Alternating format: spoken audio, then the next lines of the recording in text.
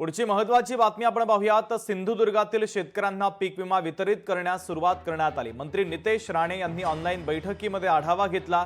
आज निवडक शेतकऱ्यांना नुकसान भरपाईचा धनादेश सुपूर्द करण्यात आला। 42,000 पात्र शेतकऱ्यांना नुकसान भरपाई देण्यास आता सुरुवात झालेली आहे।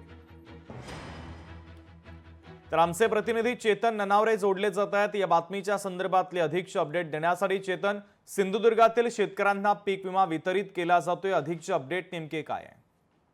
निश्चित शुभम, सिंधुदुर्ग जिल्ह्यामध्ये झालेल्या या अतिवृष्टीमुळे जी विशेष मदत पॅकेज जाहीर करण्यात आलं होतं शासनाकडून, आता ती मदत प्रत्यक्ष शेतकऱ्यांच्या हातात देण्यास सुरुवात झालेली आहे। आणि विशेष करून जर आपण पाहिलं असेल, आंबा आणि काजू उत्पादकांचं प्रचंड नुकसान आहे ते या ठिकाणी झालेलं होतं। आणि आता जी माहिती समोर येत आहे की प्रति हेक्टरी आंबा पिकासाठी 86,000 रुपये, तर काजू पिकासाठी 57,600 रुपयांची ही मदत आहे ती वितरित करण्यास सुरुवात झालेली आहे। तब्बल 90 कोटी रुपयांची जे हे पॅकेज आहे ते आता सिंधुदुर्ग जिल्ह्यामध्ये पात्र झालेल्या 42,000 शेतकऱ्यांना मिळणार आहे।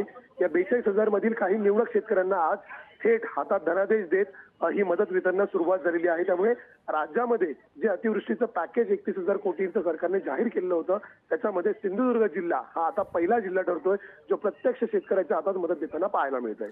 ठीक आहे चेतन, अत्यंत महत्त्वाचे अपडेट त्या बातमीच्या संदर्भातले तू पोहोचवलेले आहेत। तुर्तास धन्यवाद।